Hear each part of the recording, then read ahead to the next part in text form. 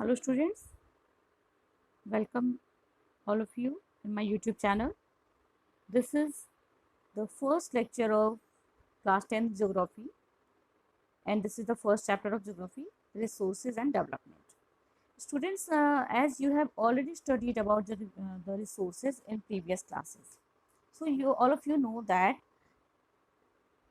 everything which is available in our environment and which is satisfying our needs is known as the resource. हर वो चीज़ जो हमारी ज़रूरतों को पूरा करती है और जिसको मैन्युफैक्चर करने के लिए, जिसको बनाने के लिए टेक्नोलॉजी है और जो इकोनॉमिकली फिजिबल है और कल्चरली जो एक्सेप्टेबल है, यानी कि कल्चरल और इकोनॉमिक तरीके से वो इजी है, उसे हम रिसोर्स कहते हैं। ठीक है, हमारे इन्वायरमेंट में जितनी भी चीज़ें हैं अवेलेबल, उन सब का ट्रांसफॉर्मेशन होता रहता है। ठीक है, जैसे ये चीज़ें, ये जो ट्रांसफॉर्मेशन होता है, ये नेचर, टेक्नोलॉजी, इंस्टीट्यूशन, इन सब से जुड़ा हुआ है। जैसे कि जो ह्यूमन बीइंग्स हैं, ठीक है, अब ह्यूमन बीइंग्स जो हैं ये नेचर के साथ इंटरेक्ट करते हैं और इस नेचर के साथ इंटरेक्ट करने के साथ ही अपने इकोनॉमिक डेवलपमेंट पे भी ध्यान देते हैं। एग्जाम्पल के लिए आपने सुना होगा स्टील इंडस्ट्रीज। ठीक है, तो स्टील इंडस्ट्री के लिए क्या होता है, ह्यूमन बींग्स को पहले माइंस पे ध्यान देना पड़ता है, आयरन ओर वहाँ से मिलता है, उसके बाद से स्टील इंडस्ट्री का काम होता है। ठीक है, और स्टील इंडस्ट्री के काम से लोग अपना इकोनॉमिक डेवलपमेंट करते हैं। ठीक है, बहुत सारे लोग स्टूडेंट सोचते हैं कि resources are the free gift of nature, but ऐसा नहीं है। रिसोर्सेज सिर्फ फ्री गिफ्ट नहीं है, बल्कि ये एक तरह से कहा जाए तो ह्यूमन एक्टिविटीज़ का ही रिजल्ट है। These are a function of human activities. Human beings themselves are essential components of resources. Human beings खुद ही रिसोर्सेज का एक बहुत ही इंपॉर्टेंट पार्ट है। ठीक है, हम जानते हैं कि ह्यूमन बींग्स जो हैं वो इन्वायरमेंट में पाए जाने वाले जो भी चीज़ें होती हैं उनको रिसोर्स बनाते हैं, तभी तो हम ह्यूमन रिसोर्सेज कहते हैं इनको, क्योंकि ह्यूमन भी रिसोर्स हैं। तो जो रिसोर्सेज हैं स्टूडेंट्स, इन रिसोर्सेज को हम क्लासीफाई कर सकते हैं अलग अलग बेसिस पे। सबसे पहला है on the basis of origin.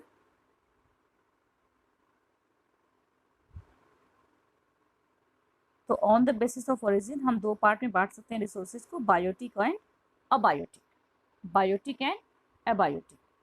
इसके बाद on the basis of exhaustibility, यानी चीज़ें जो हैं वो कितने समय तक टिकी रह सकती हैं, वो ख़त्म होने लायक है कि नहीं, ख़त्म होने वाली है कि नहीं, इसके बेस पर रिन्यूएबल एंड नॉन रिन्यूएबल। ठीक है, थर्ड है on the basis of ownership. Ownership यानी कि उसका, उस पर किसका अधिकार है, कौन उसका मालिक है, इस आधार पे, इस बेस पे हम इसको 4 पार्ट्स में बांटते हैं, individual, community, national and international. Individual, community, national and international, and on the basis of status of development. और डेवलपमेंट के बेसिस पे भी हम इसे 3 पार्ट्स में बांटते हैं, potential, developed stock and reserve stock. Potential, developed and reserve. अब हम एक एक करके इसके बारे में पढ़ेंगे कि इन सब चीज़ों का क्या मतलब है। हालांकि आप इसको पढ़ चुके होंगे, लेकिन एक बार इसको हम वापस से फिर से देखेंगे। ये सबसे पहले मैं आपको ये दिखाऊं स्टूडेंट्स कि यहाँ पे ये एक फ्लो चार्ट है। आप देख रहे हैं कि रिसोर्सेज कितने तरह के होते हैं। तो आप देखो, रिसोर्स है, रिसोर्स को 2 पार्ट में बांटा गया, first natural, second is human. अब नेचुरल रिसोर्स, फिर रिन्यूएबल, नॉन रिन्यूएबल। ठीक है, ये फ्लो चार्ट आपके लिए बहुत ही बेहतर है, इसको आप ज़रूर देखें। मैं टॉपिक्स को आगे ले चलती हूँ। अब स्टूडेंट्स हम देखेंगे पहले on the basis of origin what are the types of resources. Origin के बेस पे रिसोर्सेज के क्या क्या टाइप्स होते हैं। फर्स्ट है biotic resources and second is abiotic. तो बायोटिक रिसोर्सेज वो होते हैं स्टूडेंट्स जिनको हम बायोस्फीयर से प्राप्त करते हैं और इसमें लाइफ होती है, जैसे human beings, flora, fauna, fisheries, life stocks, ठीक है, यानी कि जैसे ह्यूमन बीइंग्स है, मनुष्य हैं, फ्लोरा है, फ्लोरा आप जानते हैं वनस्पति, फौना है यानी कि जो जानवर हैं, जो मछलियाँ हैं, जो लाइफ स्टॉक है, जो कैटल्स हैं, मवेशी हैं, जानवर हैं, ये सब बायोटिक रिसोर्सेज हैं। इसके बाद है अबायोटिक रिसोर्सेज। तो वे सारे जितने भी रिसोर्सेज हैं जो किसी नॉन लिविंग थिंग से बने हैं उसको हम अबायोटिक रिसोर्स कहते हैं, जैसे रॉक्स, मेटल, ठीक है, रॉक्स, मेटल, ये सब अबायोटिक रिसोर्स कहे जाएंगे। ये था students on the basis of origin, ठीक है। इसके बाद हम चलते हैं on the basis of exhaustibility. तो स्टूडेंट्स एग्जॉस्टिबिलिटी के बेस पे दो तरह के रिसोर्सेज होते हैं, ये बहुत इंपॉर्टेंट है, ध्यान दीजिएगा। फर्स्ट होते हैं renewable and second non renewable. तो रिन्यूएबल वो होते हैं स्टूडेंट्स जिनको हम फिजिकल, केमिकल या मैकेनिकल प्रोसेस से उसको दोबारा से बना सकते हैं या रिन्यू कर सकते हैं, इसे हम रिन्यूएबल कहते हैं, जैसे सोलर एनर्जी, विंड एनर्जी, ठीक है, वाटर, फॉरेस्ट या वाइल्ड लाइफ, इन सबको हम किसी न किसी तरीके से फिजिकली या केमिकल से या मैकेनिकल प्रोसेस से इसको हम रिन्यू कर सकते हैं। तो ये होते हैं रिन्यूएबल रिसोर्सेज। इन रिसोर्सेज को भी कई सारे कंटिन्यूअस या फ्लोज में डिवाइड किया गया है, और ये जो मैंने आपको यहाँ पे ये टेबल दिखाया था, ये फ्लो चार्ट, तो ये देखो रिन्यूएबल और नॉन रिन्यूएबल को भी बहुत सारे पार्ट्स में बांटा गया है। जैसे रिन्यूएबल जो है वो कंटिन्यूअस और फ्लो, जैसे एक हुआ विंड और वाटर जो कि चलता रहता है, बहता रहता है, यानी रुकता नहीं है, ठीक है, ये इसको कंटिन्यूअस या फ्लो कहते हैं, जैसे कि विंड एनर्जी या वाटर एनर्जी। और इसी तरीके से बायोलॉजिकल, बायोलॉजिकल में क्या आ गया, वाइल्ड लाइफ या नेचुरल वेजिटेशन, ठीक है। फिर नॉन रिन्यूएबल में हम देखते हैं, नॉन रिन्यूएबल में क्या है, तो रिसाइक्लेबल जैसे मेटल एंड नॉन रिसाइक्लेबल जैसे कि फॉसिल फ्यूल, ठीक है स्टूडेंट्स। आगे बढ़ते हैं, वापस आते हैं अपने टॉपिक पे। इसके बाद था नॉन रिन्यूएबल रिसोर्सेज। तो वो रिसोर्सेज जिनका जो कि एक बहुत लंबे पीरियड में बहुत लंबा समय लेकर के बनते हैं और इसको आसानी से हम तुरंत रिन्यू नहीं कर सकते, इसे हम कहते हैं नॉन रिन्यूएबल रिसोर्सेज, जैसे मिनरल्स, फॉसिल फ्यूल, ये इस तरह के रिसोर्सेज के एग्जांपल्स हैं। इसको बनने में कई लाख वर्ष लग जाते हैं, कई लाख ईयर्स लग जाते हैं। एंड इसमें से कुछ जो रिसोर्स हैं जैसे कि मेटल्स, तो ये जो मेटल्स हैं ये रिसाइक्लेबल होते हैं, लेकिन कुछ जैसे कि फॉसिल फ्यूल ये रिसाइकल नहीं हो सकता और एक बार के इस्तेमाल के बाद ये ख़त्म हो जाता है। कहने का मतलब ये कि मेटल जो है वो एक बार इस्तेमाल करके आप दोबारा भी यूज़ कर सकते हैं, लेकिन फॉसिल फ्यूल जो होता है जैसे कि पेट्रोल, डीजल, ये सब जब एक बार यूज़ हो जाता है उसके बाद से ये ख़त्म हो जाता है, इसको दोबारा यूज़ आप नहीं कर सकते। आप खुद सोचो, आपने अपनी बाइक में पेट्रोल डलवाया, आपने उससे उस पेट्रोल को इस्तेमाल कर लिया, तो क्या फिर उसी पेट्रोल को आप दोबारा यूज़ कर सकते हैं? नहीं, क्योंकि वो तो ख़त्म हो गया, ठीक है। इसके बाद नेक्स्ट है स्टूडेंट्स कि on the basis of ownership, ownership के बेस पर जो रिसोर्सेज होते हैं वो कितने तरह के होते हैं। तो ओनरशिप के बेस पे जो रिसोर्सेज होते हैं वो 4 तरह के होते हैं। कौन कौन, तो आइए देखते हैं। First is individual resources. तो कभी कभी रिसोर्सेज कुछ इंडिविजुअल लोगों के पास भी होते हैं। बहुत से ऐसे फार्मर्स हैं जिनको गवर्नमेंट ने लैंड अलॉट किया है, ठीक है, और इसके बदले में वो गवर्नमेंट को रेवेन्यू देते हैं। गांव में भी, विलेजेस में भी आप देखेंगे तो बहुत सारे लोग होते हैं जो लैंडेड पीपल होते हैं, लैंड ओनर्स होते हैं, और बहुत से लोग ऐसे भी होते हैं जो लैंडलेस होते हैं। टाउन्स में भी आप देखेंगे, शहरों में भी, सिटीज़ में भी, कि बहुत सारे लोग होते हैं जो लैंड के, प्लॉट के, घरों के या दूसरी प्रॉपर्टीज़ के ओनर होते हैं। ठीक है। इसी तरह से बहुत सारे ऐसे लोग भी होते हैं जो किसी गार्डन के, ठीक है, या फिर किसी प्लांटेशन के या पॉन्ड के या वेल्स के, इन चीज़ों के ओनर्स होते हैं। तो ये क्या है, ये भी तो रिसोर्स है, ये सब रिसोर्सेज हैं, लेकिन ये किसी इंडिविजुअल के ओनरशिप में है, तो इसको हम कहेंगे इंडिविजुअल रिसोर्सेज। ठीक है।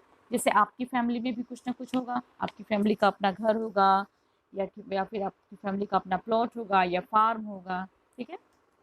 आगे बढ़ते हैं हम। सेकेंड होता है कम्युनिटी ओन्ड रिसोर्सेज।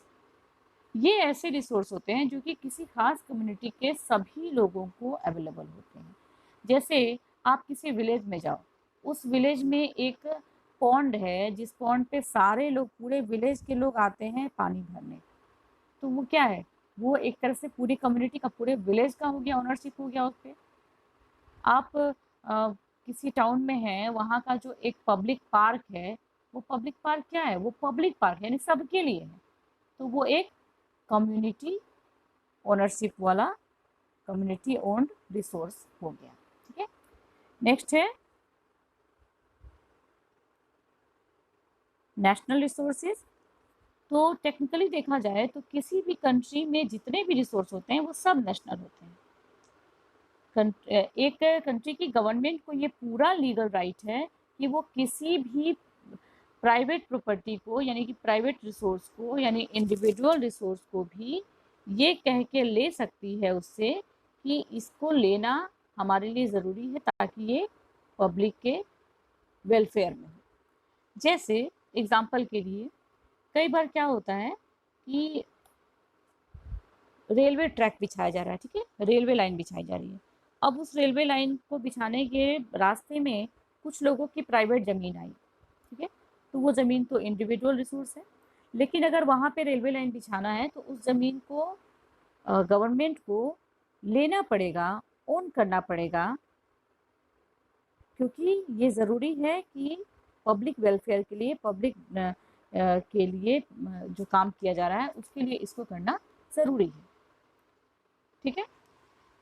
जितने भी मिनरल्स होते हैं, जितने भी वाटर रिसोर्सेज हैं, फॉरेस्ट हैं, वाइल्ड लाइफ है, या फिर जो हमारी पॉलिटिकल बॉर्डर के अंदर की जितनी भी ज़मीन है, और आप जानते हैं कि हमारा जो कोस्टल बॉर्डर है उससे सी में 12 नॉटिकल माइल्स तक हमारा बॉर्डर होता है, यानी वो हमारे एरिया में आता है। तो ये इतने दूर तक जितने भी रिसोर्सेज पाए जाते हैं वो सब नेशनल रिसोर्सेज कहे जाएंगे। ठीक है। यानी हमारे बॉर्डर के अंदर जितने भी रिसोर्सेज हैं, इन सब को हम नेशनल रिसोर्सेज कहेंगे। नेक्स्ट है इंटरनेशनल रिसोर्सेज। तो स्टूडेंट्स, कुछ ऐसे इंटरनेशनल ऑर्गेनाइजेशंस हैं, इंस्टीट्यूशंस हैं जो कुछ रिसोर्सेज को रेगुलेट करती हैं, उनको कंट्रोल करती हैं। जैसे जब सपोज हम अपने कोस्टल बॉर्डर को देखते हैं, ठीक है, जो हमारा कोस्टल बॉर्डर है जिसका लेंथ है 7516.6 किलोमीटर्स। ठीक है। तो इस कोस्टल जो लाइन है हमारी, इससे 200 नॉटिकल माइल्स तक जब हम जाएंगे तो उसके वहाँ तक तो हमारे कंट्री का अधिकार है, लेकिन उसके आगे हमारी कंट्री का राइट नहीं है, किसी भी कंट्री का राइट नहीं है। ठीक है।